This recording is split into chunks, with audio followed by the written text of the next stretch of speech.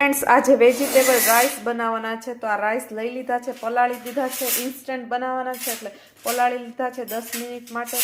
ત્યારબાદ આ લસણ છે, ટમેટા છે, પછી આ ગાજર છે. અત્યારના શિયાળાની સિઝનમાં ગાજર ખૂબ જ સારું છે.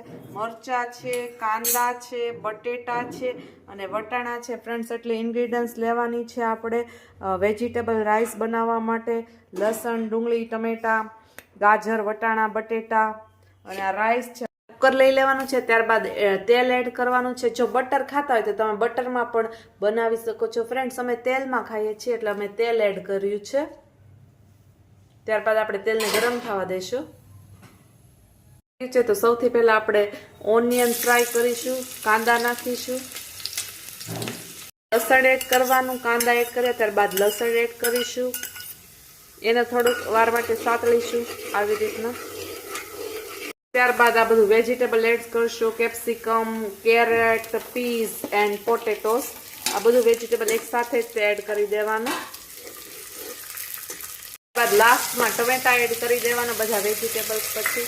અને પછી સ્વાદ અનુસાર આપણે મીઠું એડ કરવાનું જેથી બધા ચડી જાય.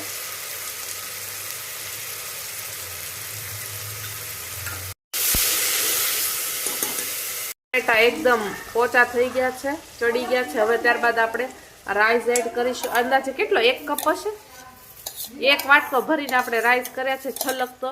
હવે આવી રીતના એડ કરી દેવાનો રાઈસ કરવાનું છે. સૌથી પહેલા આપણે હળદર એડ કરીશું સ્વાદ અનુસાર. જો ફ્રેન્ડ્સ તમે યેલો ખાતા ભાત ખાતા હોય તો હળદર જ તે. ત્યારબાદ સ્વાદ અનુસાર મીઠું એડ કરશું. પહેલા એડ કર્યું છે એટલા માટે આપણે થોડું એડ કરીશું. વેજીટેબલ્સમાં એડ કર્યું છે એટલે સ્વાદ અનુસાર એડ કરવાનું. ત્યારબાદ આપણે રેડ મરચું છે એ એડ કરીશું. આ કાશ્મીરી મરચું છે જેનાથી કલર સારો આવે અને દેખાવમાં પણ સારું લાગે. ત્યારબાદ આ તીખું મરચું છે ડબલ પટ્ટો એ યુઝ કરવાનું. ત્યારબાદ ભરીને આપણે રાઈસ લીધા હતા એટલે આપણે 4 વાટકા પાણી એડ કરીશું એટલે બરાબર સરસ મજાનું ચડી જશે. આ 2 વાટકા અને હજી 2 વાટકા પાણી એડ કરી દેવાના. રેડી થઈ ગયું છે, પાણી એડ કરી દીધું છે. હવે આપણે કુકર બંધ કરી દઈએ અને 3 સીટી મારી દેવાની. ફ્રેન્ડ્સ, આપણો વેજીટેબલ રાઈસ છે એ રેડી છે. ફ્રેન્ડ્સ, કુકર ઠંડુ થઈ જાય પછી હું તમને દેખાડીશ વેજીટેબલ્સ રાઈસ. આપણો ગરમા ગરમ વેજીટેબલ રાઈસ રેડી થઈ ગયો છે. કુકરમાં તમે જોઈ શકો છો આવો એનું લુક આવે છે.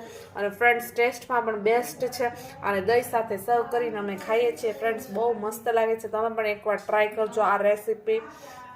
આને વઘાર્યો ભાત કહેવાય ગુજરાતી ભાષામાં, ઇંગ્લિશમાં કહેવાય વેજીટેબલ રાઈસ.